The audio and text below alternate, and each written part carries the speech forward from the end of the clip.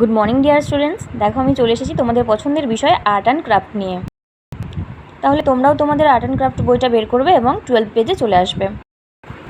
তার আগে বলি, তোমরা এর আগের যে পাতা, অর্থাৎ এই যে ঘরের ছবিটা তোমরা করেছিলে, সেটা তোমরা কে কেমন করেছো সেটা তো দেখা হয়নি। স্কুল খোলার পর আমরা এটা চেক করে নেব। এখন চলে এসো 12 পেজে। আর প্রথমেই দেখতে পাচ্ছ একটা খুব সুন্দর ছবি। এটা কিসের ছবি বলো তো? এটা হচ্ছে হাতি, অর্থাৎ এলিফ্যান্ট। তোমরা সবাই দেখেছো হাতির কত লম্বা সুর আর কি সুন্দর বড় বড় কান। আমরা এই হাতিটা কিন্তু খুব মজা করে রং করব। তার আগে চলো আমরা দেখে নিই আমাদেরকে ঠিক কী করতে বলা হয়েছে। দেখো এখানে বলা হয়েছে paste stickers on the geometrical shapes and complete the elephant using crayons.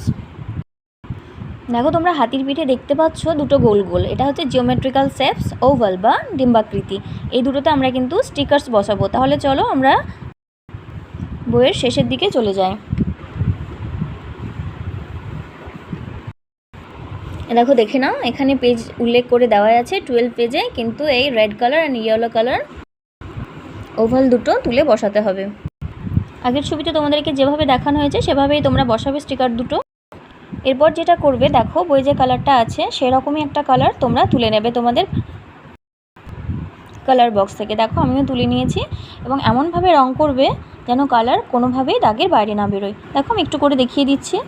এভাবে একটা ধার থেকে যে কোনো ধার থেকে তোমরা কিন্তু কালার করতে শুরু করবে।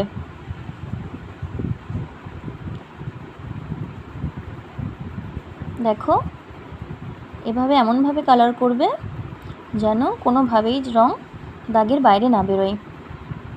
এভাবে তোমরা সম্পূর্ণ হাতিটি কিন্তু কালার করে নেবে। তাহলে তোমরা এভাবেই খুব মজা করে রং করতে থাকো।